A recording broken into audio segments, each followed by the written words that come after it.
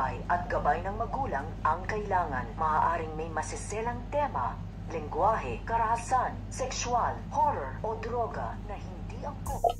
So ito nga si Tera, dahil nasa Encantadia na nga siya, ay dito na nga yan makakaharap ang dalawang kapwa niya sangre na ito nga si Flamara at ito nga si Adamus, dahil habang namamasyal nga ito nga si Tera upang kabisaduhin niya na dito ang mundo ng Encantadia, ay mahuhulog nga siya sa bitag dito nga ni Flamara, at nagtataka nga dito ito nga si Flamara kung sino nga daw ba siya at kung bakit nasa kanya nga daw ito nga daw diamante nito nga daw ni Imaw. So ito naman si Tera ay nakikiusap nga ito na ibabangan nila dito ito nga daw kanilang armas, dahil magpapaliwanag naman ito at magpapakilala, dahil hindi naman daw siya kalaban at hindi naman daw siya masamang tao, dahil hindi pa rin na ipapakilala nito nga ni Perena ito nga kanyang anak nito nga si Flamara. Kaya nga ito nga si Flamara ay ipagtatanggol niya na dito ang kanilang mga kasamahan, dahil baka padala nga daw siya ng